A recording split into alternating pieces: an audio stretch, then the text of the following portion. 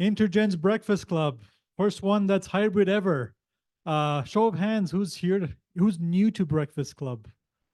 Yeah, lots of new people. Very welcome to you. My name is Khalid Hansraj. I'm the program director here at InterGen. I want to thank you. I know it's downtown. For some of you, it's a big commute and a big commitment. So, want to first off thank you for making the time to be here in person. We all have very busy schedules, but we're hoping we'll make this worth your while.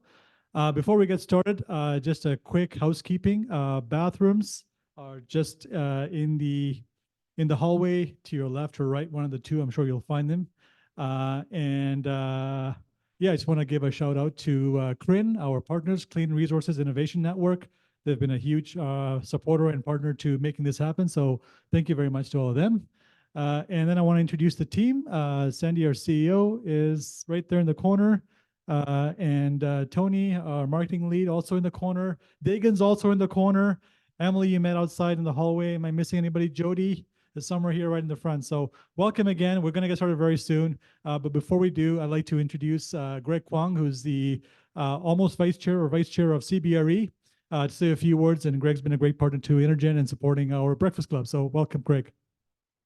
Thank you very much. Thank you. I don't know what almost vice chair means, but like, what am I doing? Yeah, that's right. Yeah, no, I recently attained the moniker of vice chair. I don't know what that means. I think it's just 1 foot out the door. I'm not sure, but anyway, I'm here on behalf of my associates at CBRE. If you don't know us, we're a Fortune 500 commercial real estate firm based out of New York, but we have a huge presence in Alberta, Western Canada, for which I'm in charge of. And we're here, I guess I said, I'm here on behalf of my associates in more of a plea that we've got close to 14 million vacant square feet of office space in the downtown core. Please. I mean, if work from home was kind of fun, but hey, working downtown is a lot more fun. So anyway, so I just want to suggest to you that if you are looking to expand and even 2 people to 200 people, there's lots of space for you down here, and it's pretty cheap, and it's better than working in your parents' basement or your own basement or in your garage. Also, I want to say we're pleased to be supporters of InterGen. They're doing a lot of great things, connecting old people with young people. Can I say that? I just did actually say, yeah. And I think just the amount of synergy that you can get and garner from generational transfer of knowledge is so important to us. So that's probably the main reason why we're sponsored here. So look forward to our discussion today. And thanks again for allowing us to sponsor. Thanks, Greg. Steve, why don't you come up? Awesome. So this is going to be about a 45-minute rapid fire, maybe 40 minutes, depending on how fast Steve talks. And then what we really want to do is get feedback, questions, input from you and all the people that are online. I think there's about 35 people joining us online. So Steve, you and I crossed paths in 2013, I think, at the Alistair Ross. And that's when you were first starting SensorUp. Tell us about yourself a little bit, your background, and then what led you to start and get into a tech company or starting a tech company. Okay, sure. A little bit about myself. My name is Steve. I'm a professor at the University of Calgary. I'm the founder and CTO of SensorUp, and I'm not the CEO. We'll go to that later, the story later. And then maybe a little bit founding story, yeah? So when let's go back to that stormy night. No, actually, when I was a student, my professor started a company. Actually, he's an entrepreneur. I remember when I joined the university in the lab, there's an empty room like this. So I assembled my own desk. Okay, and very soon it will grow to 40 people in the lab. In 2 years, the baby we developed technology was acquired by Microsoft and became today's Bing Map. So it was Virtual Earth, Bing Map, and then so for me, it was my first experience in Canada. So remember, I was fresh off the boat, and then live on campus. That's my Canada.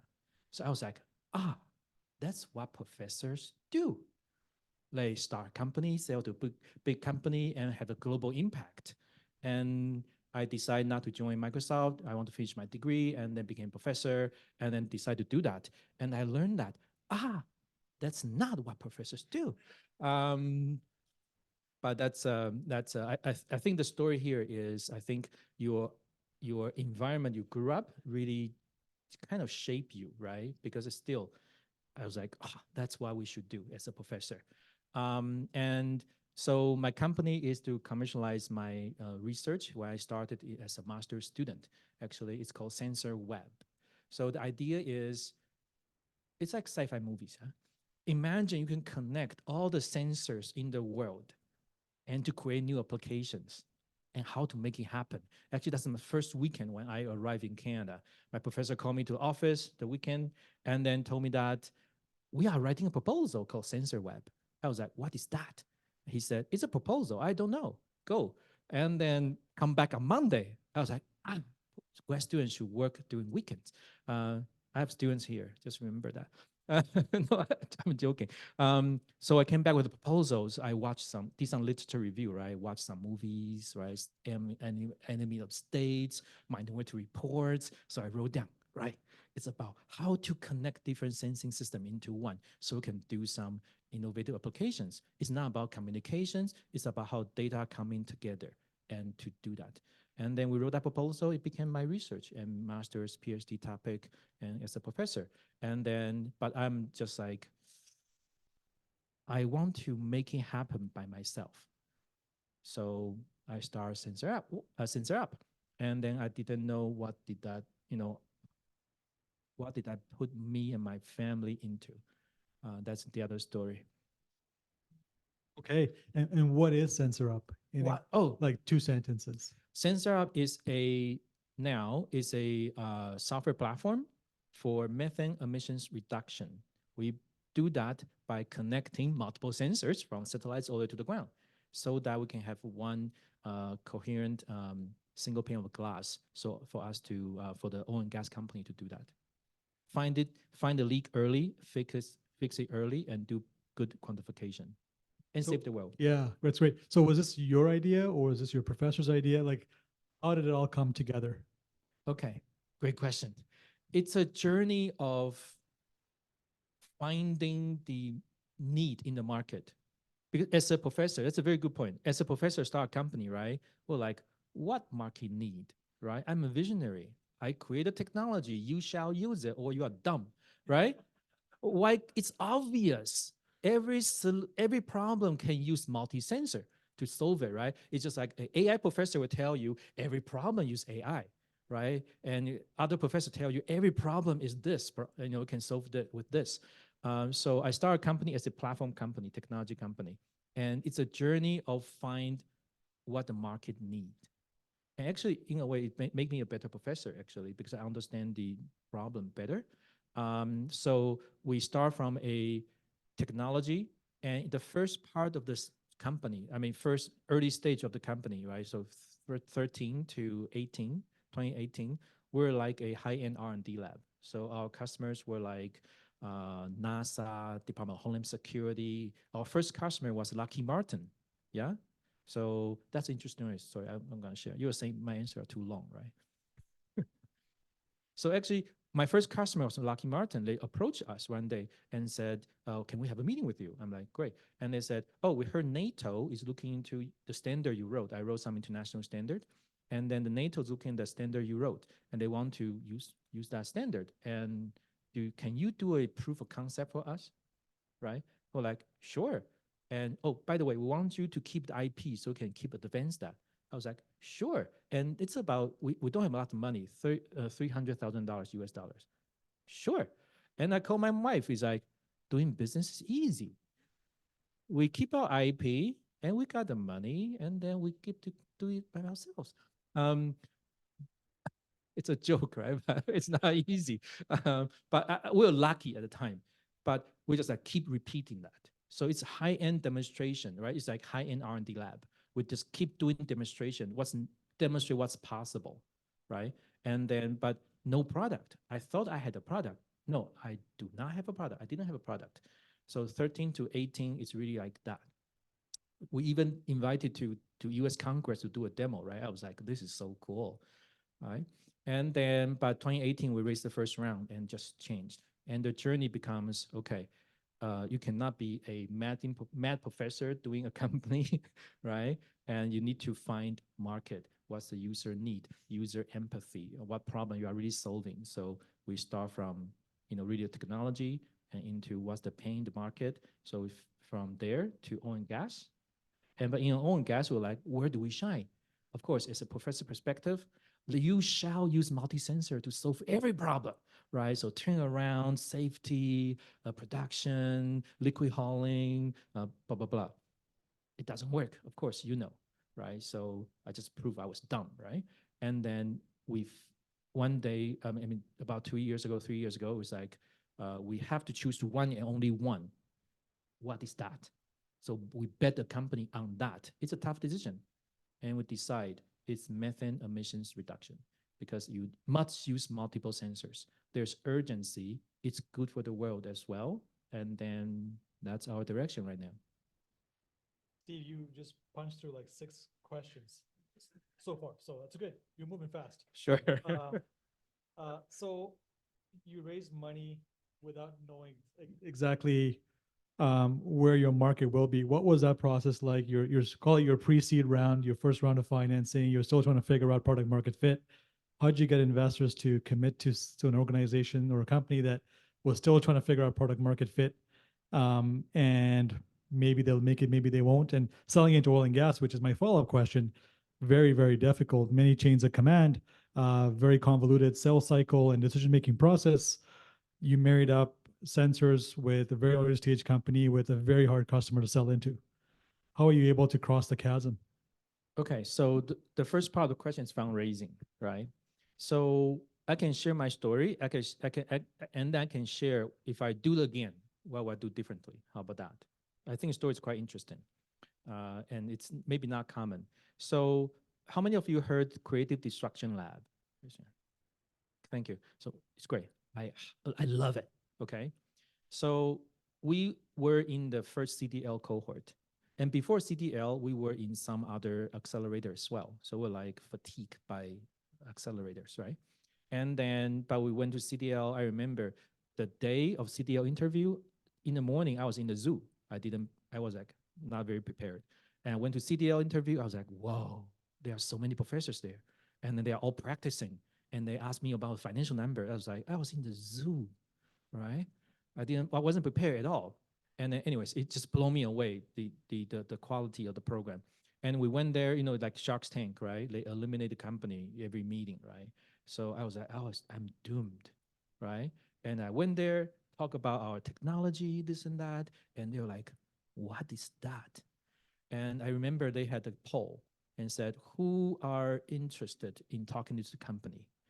The company before me, like 10 hands, right? 10, 20 hands. All these dragons, right? The fellows, associates want to talk to the company before me. When I was on stage, only 2 people raised hand. I'm like, I'm gonna be eliminated. And then at the end, they told me to raise your hands. I really appreciate that. So they kept us alive in the program. And so one of them is Paul Lee. He's the managing partner of Bank Edge Capital in Vancouver. So I flew to Vancouver and to see him in the first mentor meeting. So as typical professor fashion, right? Whiteboarding, this is our architecture. Left to the right.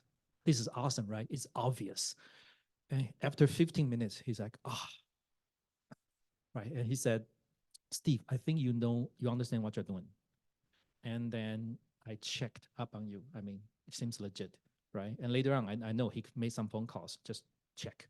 I'm legit. And he said, but you don't know business yet. I know some business, I have money. Why don't I write you a $2 million check?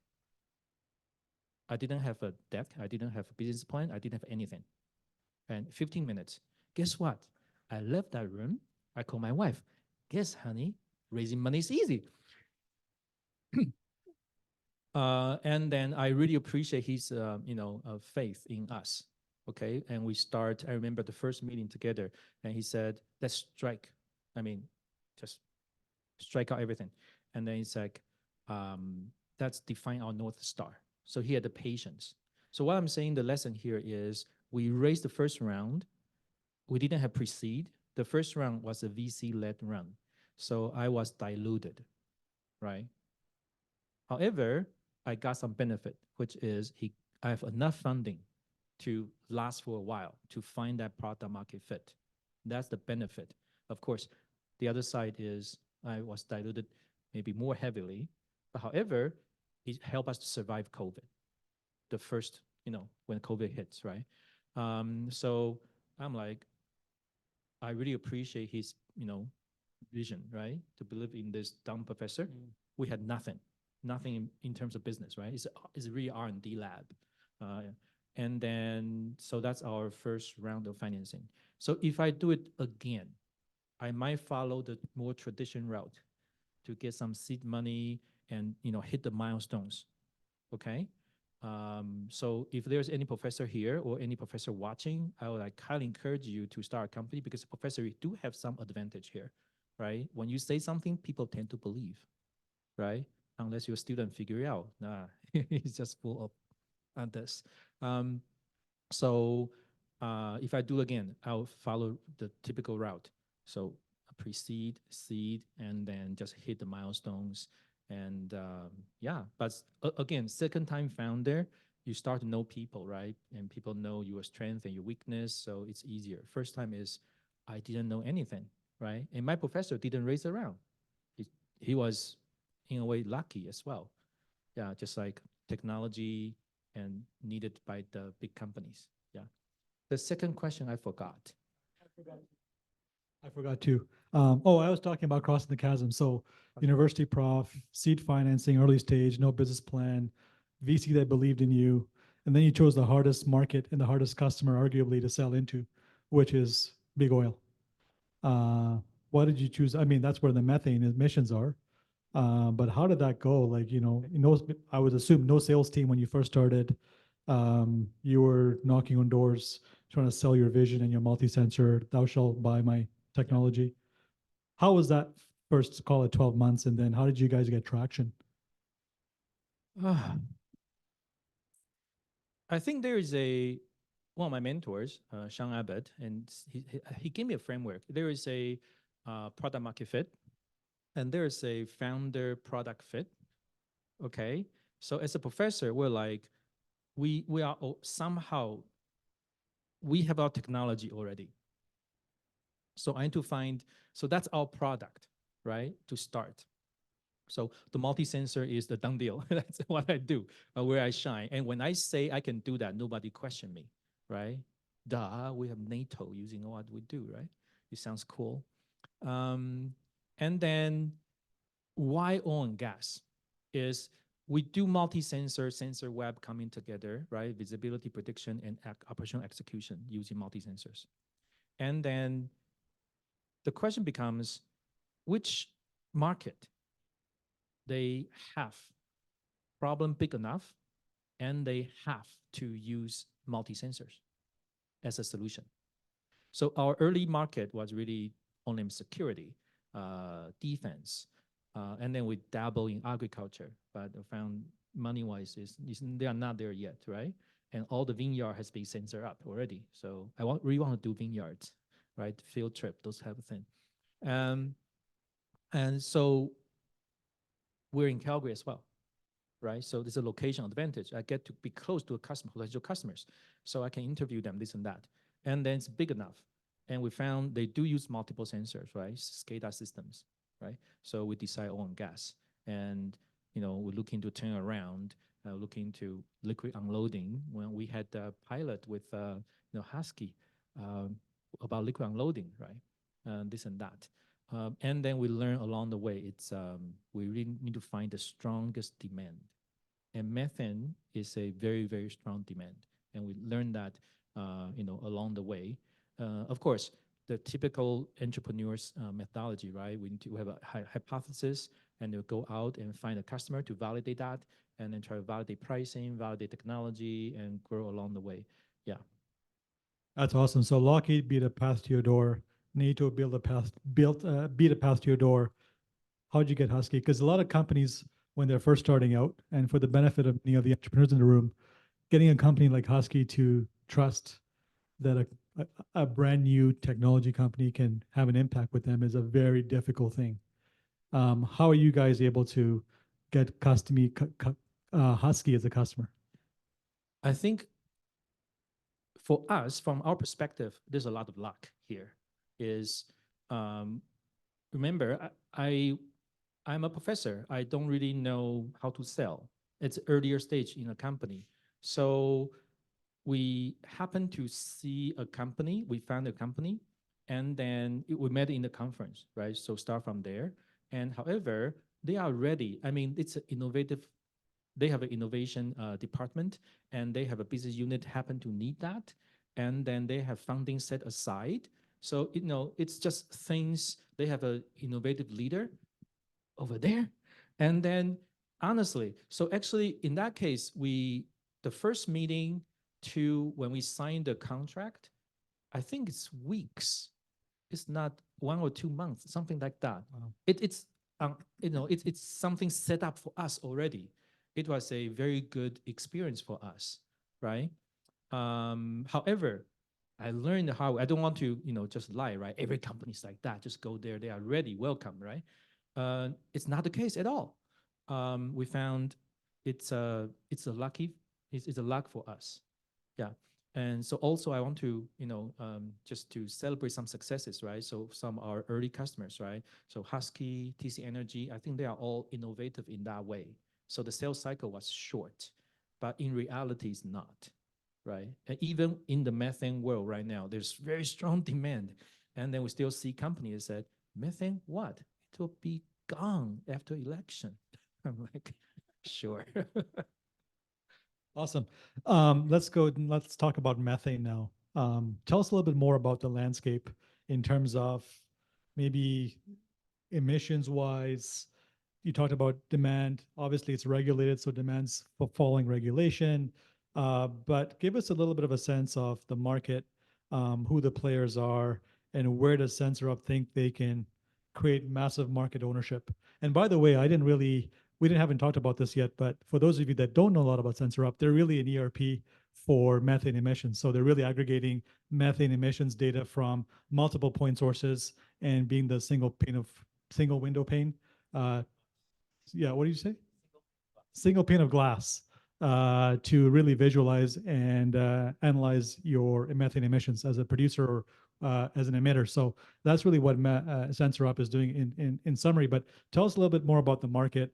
The size, is it growing? Is it shrinking? Are there too many players? Are there too many vendors? Are there too few vendors? Where's the gap? And where do you guys as SensorUp think you can really own and be a category leader? Thank you. So let's talk about problem first, the methane emissions problem. So number one, methane is a very strong, potent greenhouse gas. It's bad to the world. I mean, when you release to the atmosphere, it's a great source of energy. Okay. So number one, there is an incentive there. Keep them in the pipe. Yeah. So so one thing is how can we help the company to keep them in the pipe, right? Increase revenue. And number two, there's regulation, right? The regulation is getting stronger and stronger because among all the methane emissions, right? So oil and gas is not the only methane emission source. Actually, it's not even the biggest. There's agriculture, there's landfill, that's coal mining, and oil and gas. And oil and gas, to stop the leak, is the most effective way to fight climate change, because in a way it's expensive. However, it's the cheapest if you compare to landfill, to agriculture, right? And as a result, it's a good thing to do. And then there's revenue incentive, and there's a regulatory, like a stick, right? And then, so that's number one, the methane market. But in order to do that, so currently, how do you find methane? Finding and fix it, right? You have satellites that's flying around and try to find the big leaks. And you fly over airplanes to find a smaller leak. And you have a drone to find even smaller leak. And you have trucks driving around and to find a leak to fill in. You can do it more frequently. You can fill in between the gap, right, in time. And you have people carrying a camera and to find a leak. This is what we fit. You must use a multi-sensor problem. However, today, all these different sensors, they are siloed systems. it's okay. When you test technology, I have 5 sites. I use 5 sensing system. My Excel is my best friend. I can operationalize with my Excel, rightfully so. But when you have 50,000 sites and you have 10 different sensor networks, because you have different regions, right? Different operators. And they all come in, the data coming in what format? Do you know? PDF, right? And then scraping the data, put into Power BI manually, it won't work anymore. And then guess what? There are more and more satellites launched and by the nonprofit organizations.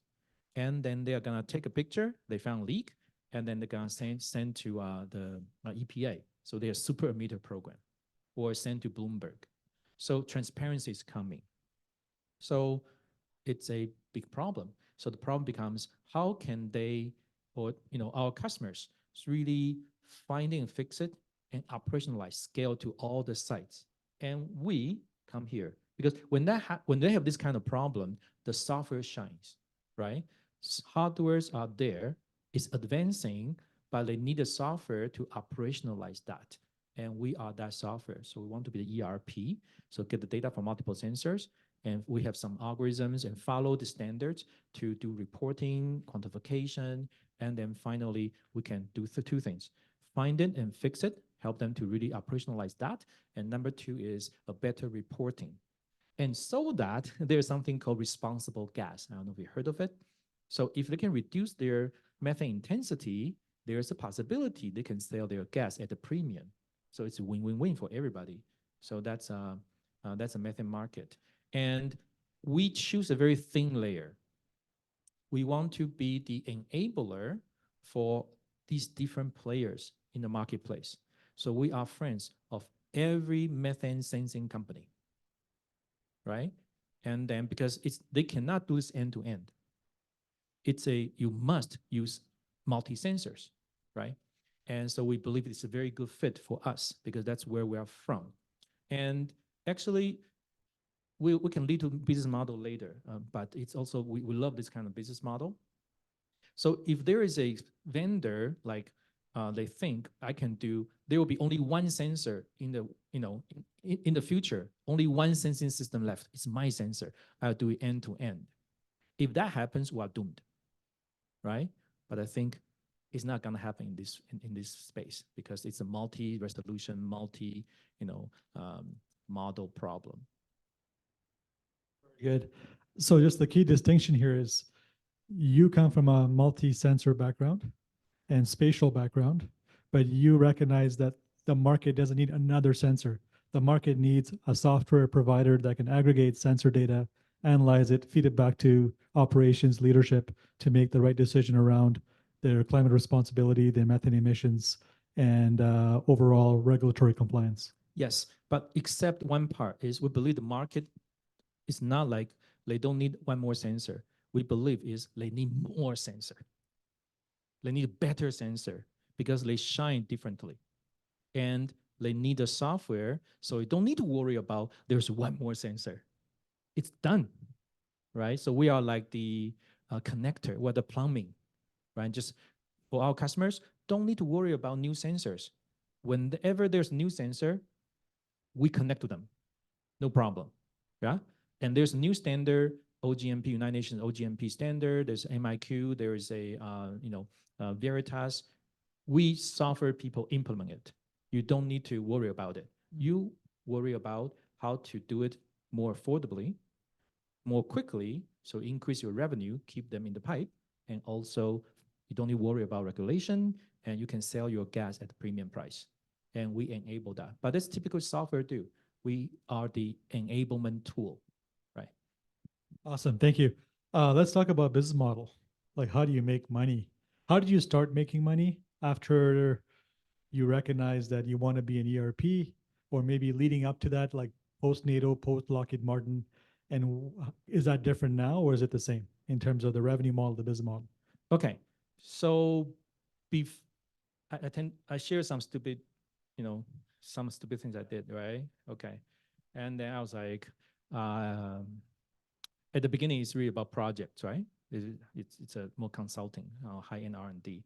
And then we're like, oh, I love the consulting money because we need that. It's a good money to set up fee, the consulting, and then I want recurring revenue as well. And later on, I learned VC only like recurring revenue. Okay, sure, can do that. Okay, and then I learned that we need to very very focus. So we need to let go other customers, right? It's a so for startup companies, if you are raising money, right? Recurring revenue is the VC looking for. But also there are other models like Palantir, for example, C3 IoT. They are a mixed model. So I think number one is you need to decide who are you. And for us, we are the ERP for methane emissions. So we decide that's a recurring revenue only. So only go after ARR, right? That's our business model. And then our go-to market is, let me step back a little bit, talking a little bit about my education. My sensor web idea, right, is really about how can we connect different sensing systems and empower somebody to create a new application.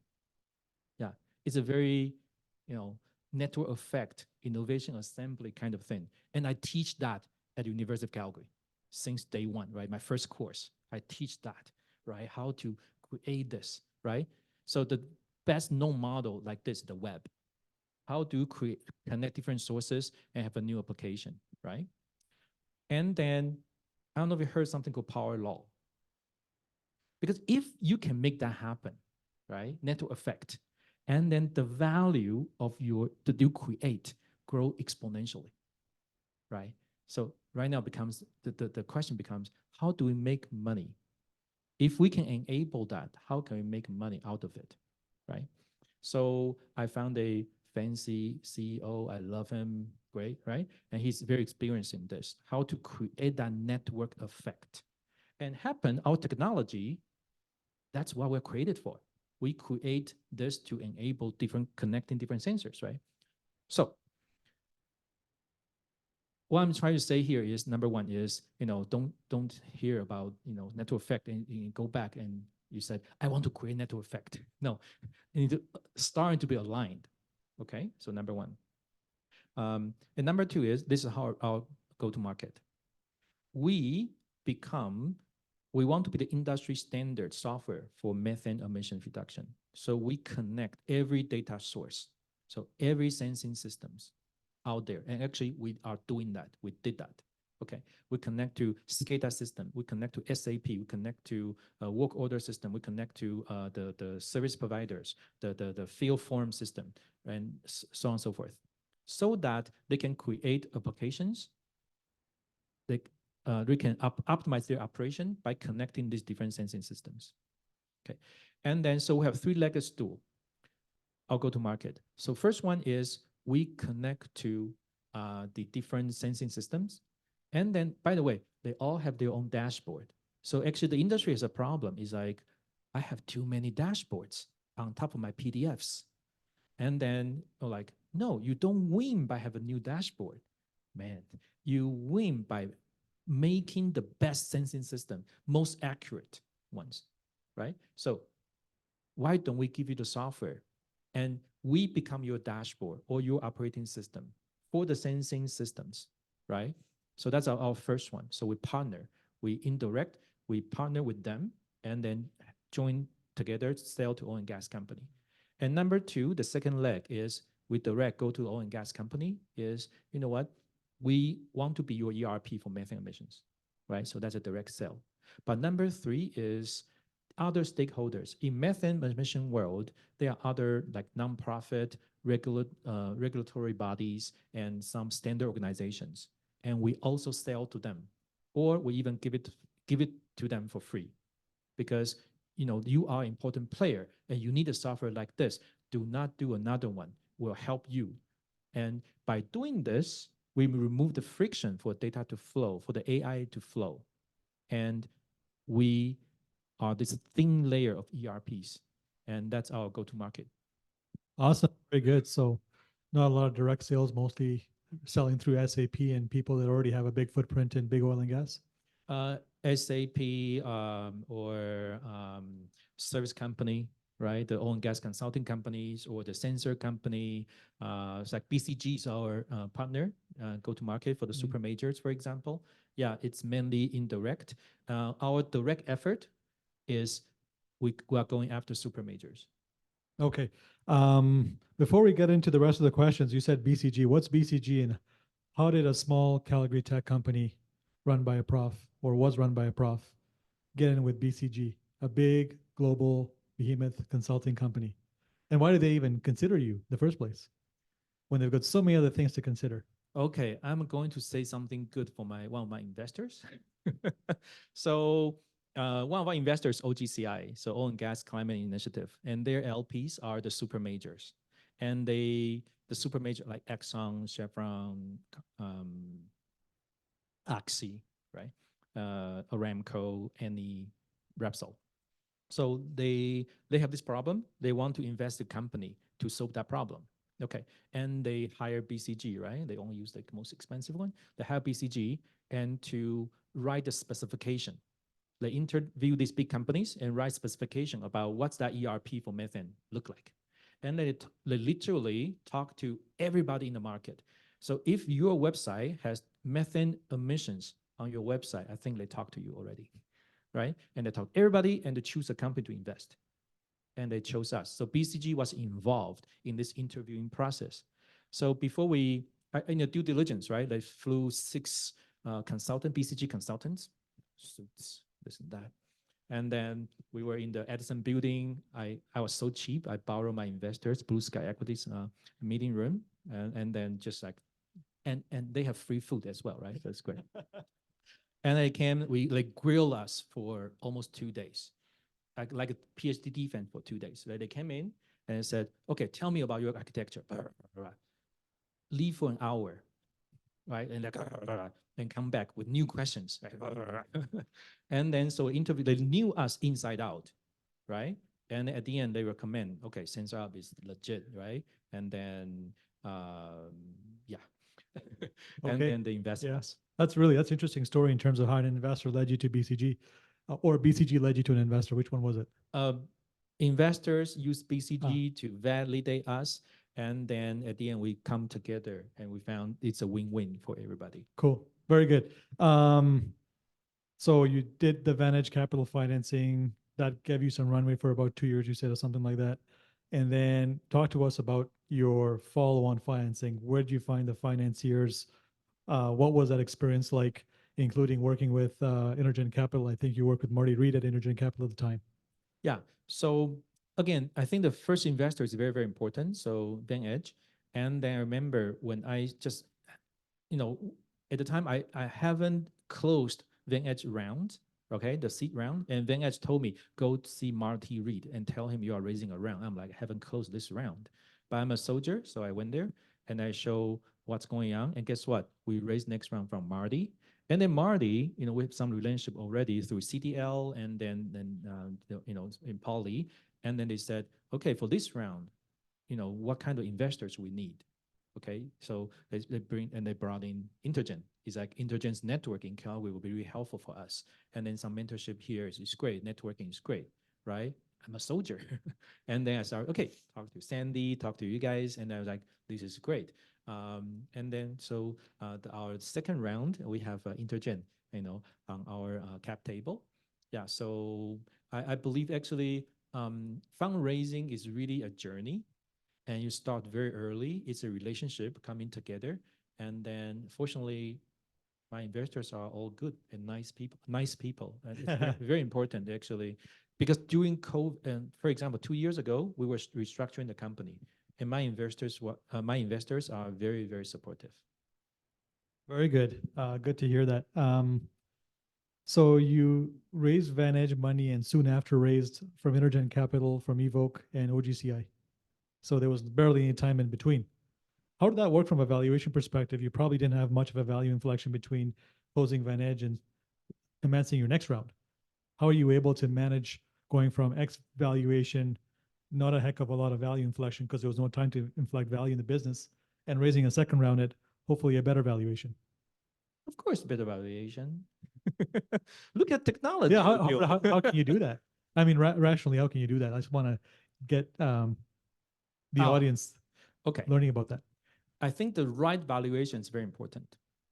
So whenever I raised, except the first round, um, I raised the round at the worst time you can imagine. So the second round was 2020.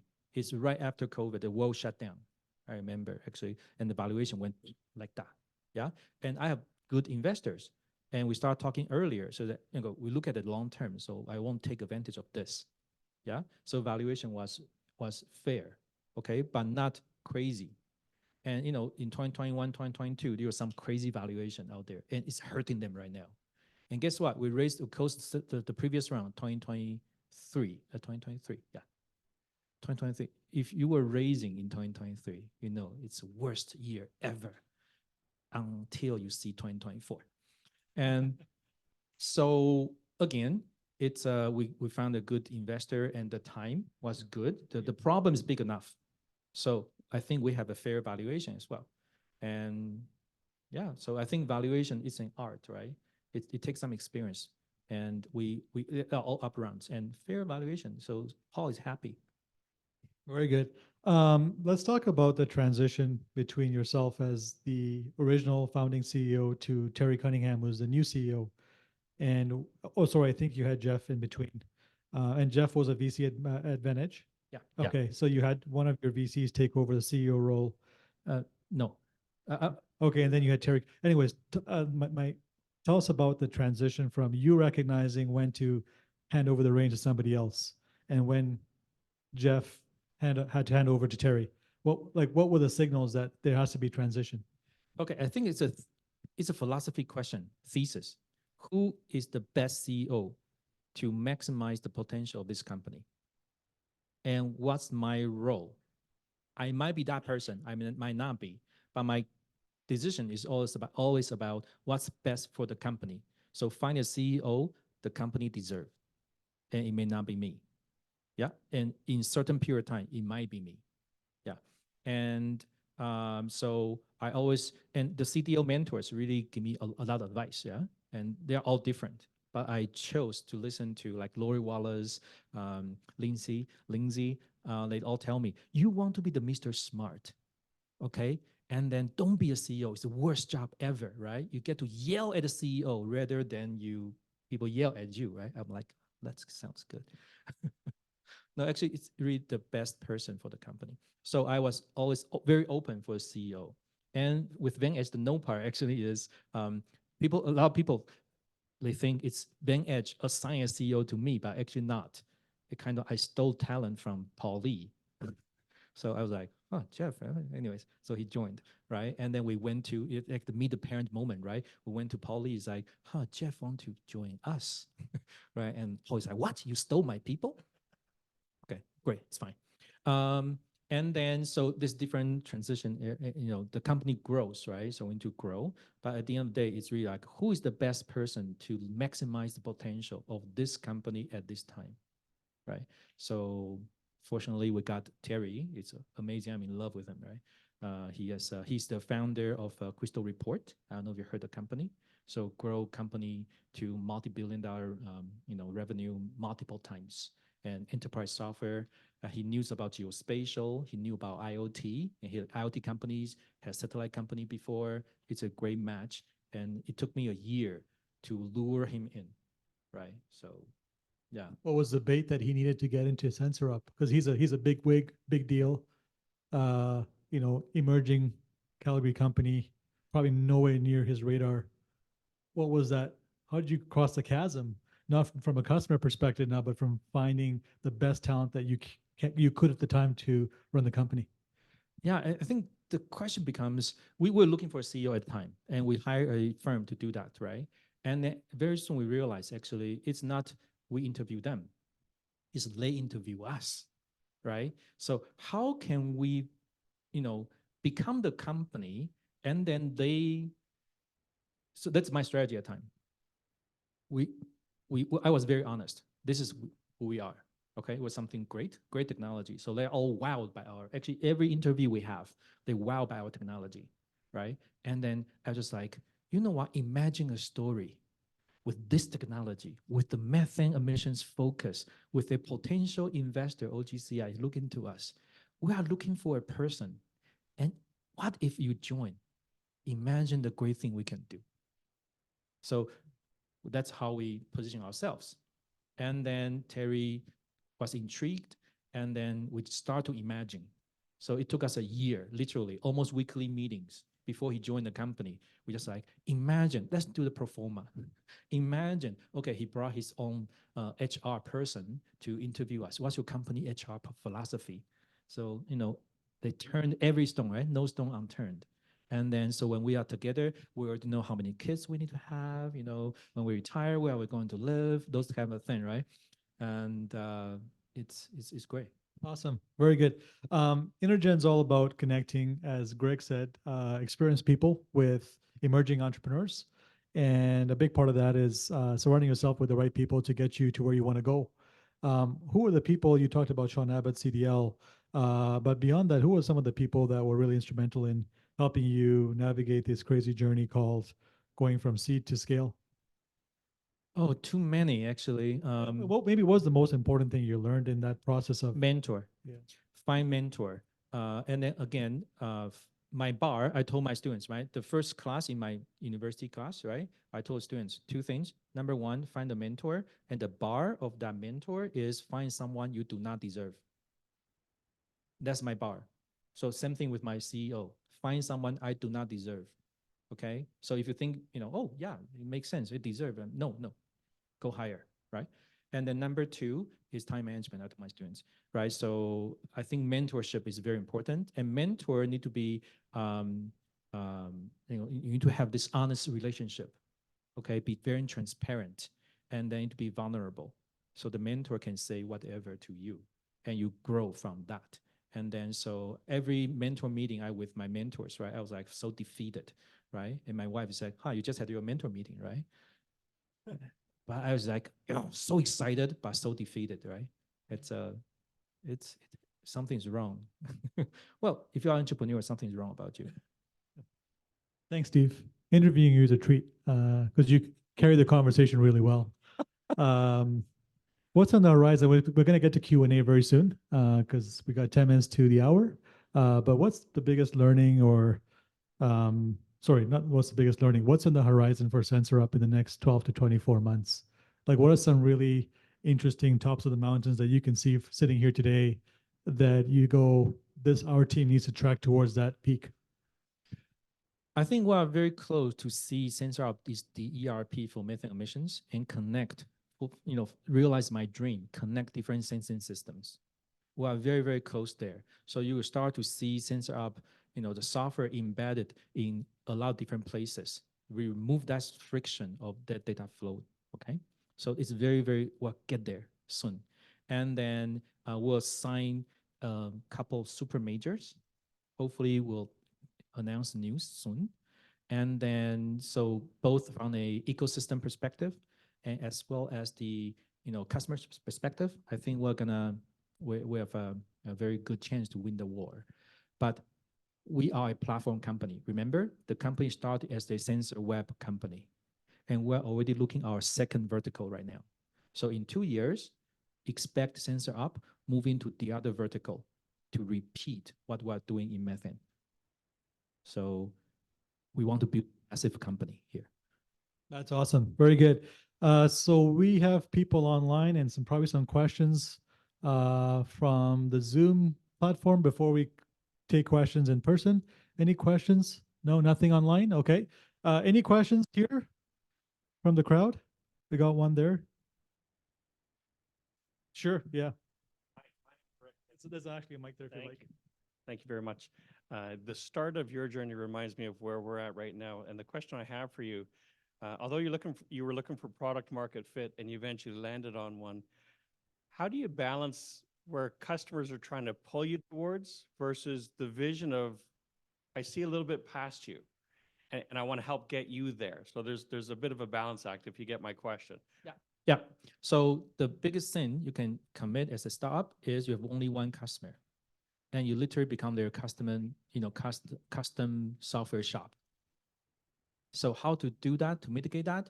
find more customers and let them debate among themselves. So actually the cure for that is to find 3-4 customers like them, similar size, right? So we have Oxy right now. So, we have others similar to Oxy, right? So they can start to debate. And also they can learn from each other. It's good for them as well. So to get that as soon as possible. And don't let them drag you for too long because it's not good for them. No, right? It's good for, find the, a customer advisory committee, right? And that's good for everybody. Hello, Steve. You said you receive all the data from the sensors in PDF format, but aren't there other formats which are kind of easier to work with?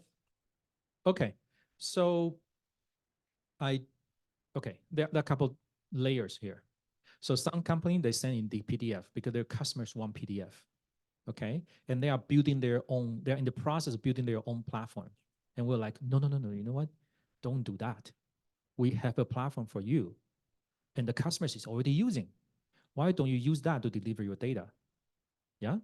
And so we just like, it's a good timing as well. Because if everybody, they already invest $5 million or $10 million in building their own platform, we are too late, a little bit too late. But right now it's a good timing. They are all just to start to build a platform and some of them fail 1 or 2 times already. That's the best time to go there, right? Because actually, I haven't heard the story. It's from Jeff Bezos said, so you should focus on what make your beer taste better. Yeah. So as a startup company, focus on what make your beer taste better if you are a brewer, right? And then so we help them. It's like, you know what, your core is to make the best, collect the best data using the sensors, and let us to be your thin layer, and you can white label our platform.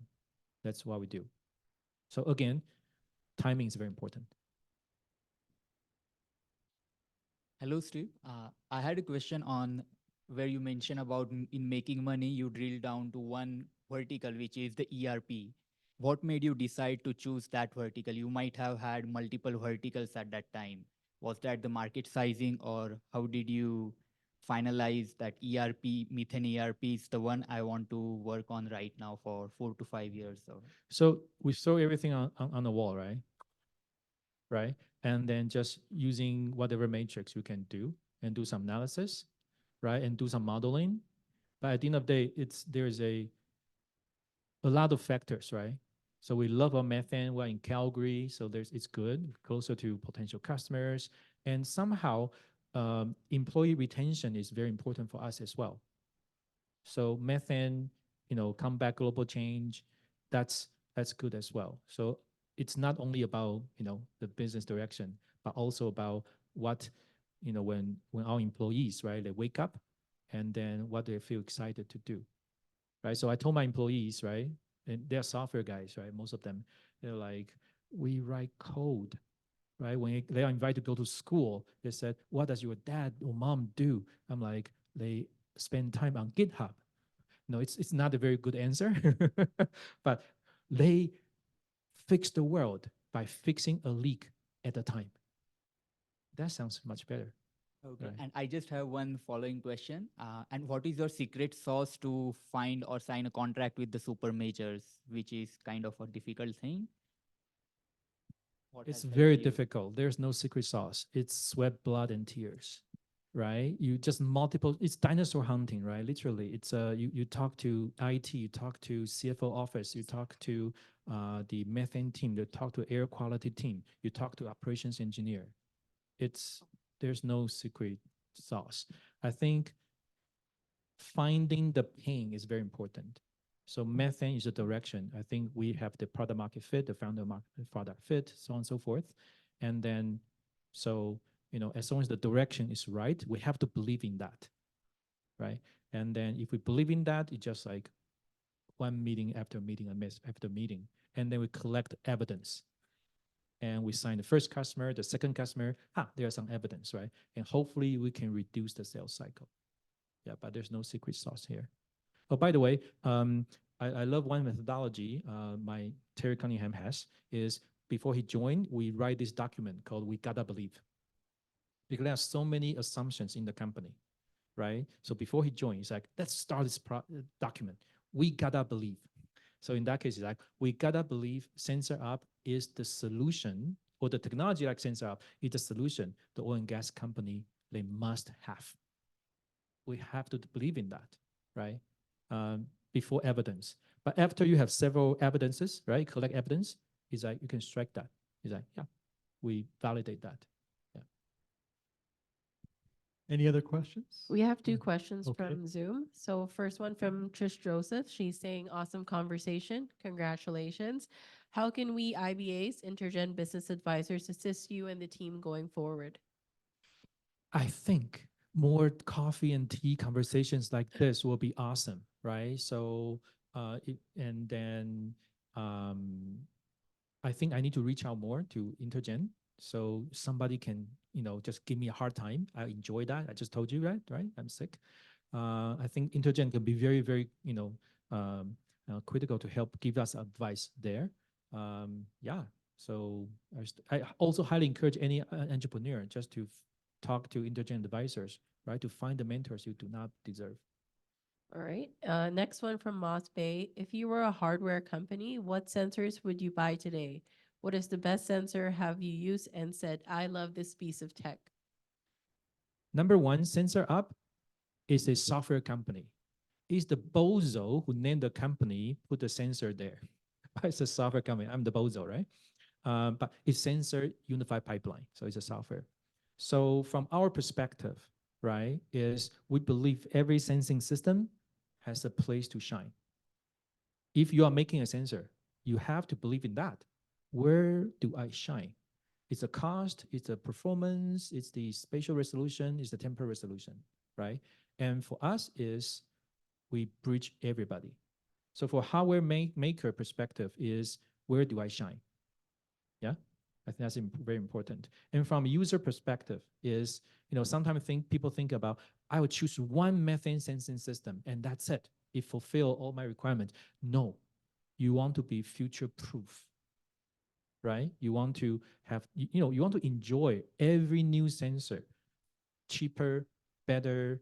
You want to have that future proof, right? And the software like us help you to do that, right? But it's not new. Any IT systems like that. Look at the World Wide Web.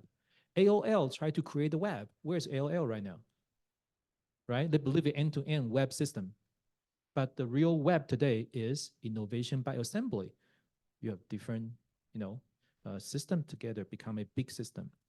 And we want to be that system to interconnect different other systems. Thanks, Steve. There's a question here.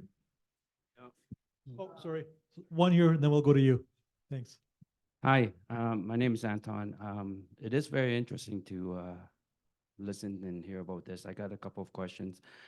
One of them is probably just a follow-up to the one you just heard.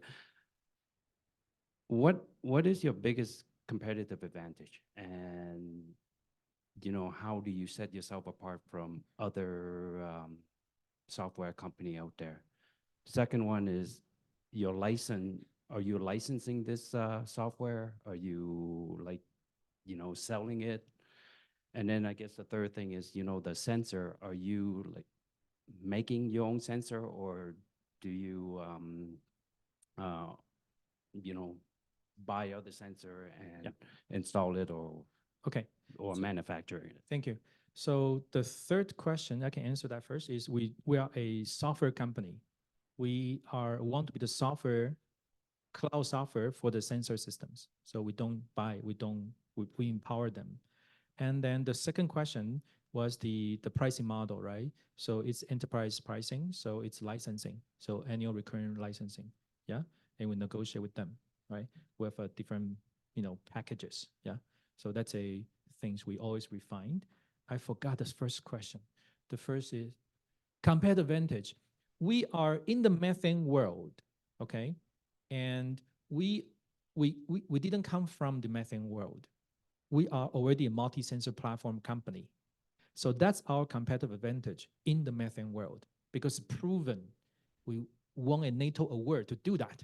So it's proven working to combine different methane sensors, yeah? And others, our competitors, they are from different, world, typically air quality, right? So I think you gotta believe, right? So for the customers and the investors, which one you believe? Do you believe in an air quality consulting company can build an enterprise level secure software to integrate multiple sensors? Or you believe in a enterprise level homeland security backed multi-sensor company and for methane? I believe in us. So I think the market somehow, the investor also believe in this thesis, right? But we'll see. The market will decide. There's a question here in the corner. Sure. Yeah, I'm curious if you're willing to share revenue or how many employees, what your growth rate is over the last couple of years and projections, and then in particular also if you're having how you're able to deliver on customer projects and implementations when I'm presumably assuming you're growing at a clip like this, adding a super major to a relatively small team. Are you a venture capital? Related to that, yeah. If you I'm are working with startups, but yeah. If you are a venture capital, I will share all our data room with you after this meeting, but I cannot share my revenue with you right now with the room. And then I can answer the question about how to make the customer very happy. We over-invest in customer success. We want to make them very, very happy. So for example, at the Sarah Week, Oxy is our flagship customer. So their president introduced, we use SensorUp to run this and that, and we are very happy. So that's welcome SensorUp.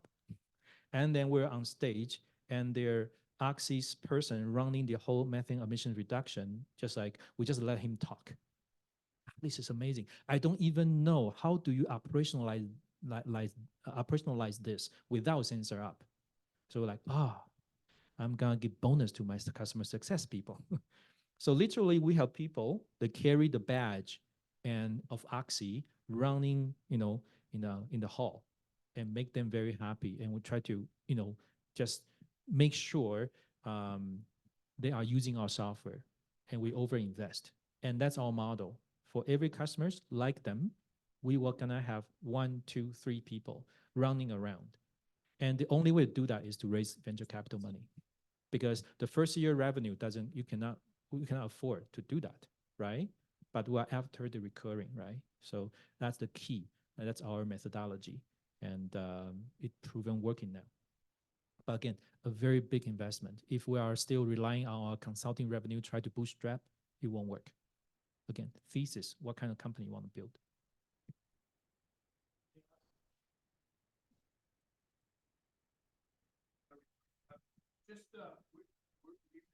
A lot of companies move to Calgary mostly from India, actually. Infosys, Emphasis, and companies like that. And one of their biggest strike, they say they love the ecosystem here and they love the industry, but is access to employees. Are you finding a lot of your staff, although you're still very much a small company, but are most of your staff based in Calgary, or are they working remotely from Vancouver or San Francisco, or what? So we are international. So basically we have US sub and Canada. So we have a team in US, mainly in Houston and in California. And we have a team in Canada. And we hire from everywhere.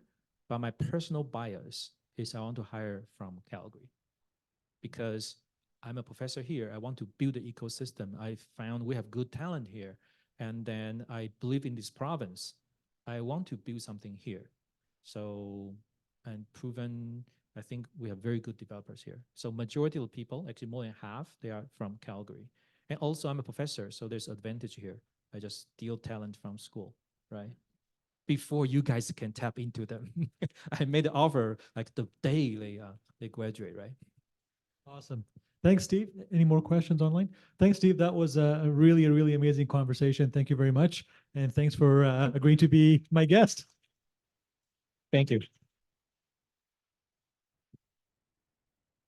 And in addition to CBRE being a sponsor this morning, we wouldn't be here without our founding funders and many supporters along the way, along our 5-year journey. We started in 2019, and behind me on the screen, you'll see all the people that have been behind us from sometimes day one and sometimes a couple years in. So We want to recognize them for supporting us and hopefully continue to support us. So, and thank you to all of you for being here and spending your morning with us. And I hope it was very beneficial. Our next Breakfast Club is with Carrie Lee from Blue Marvel AI.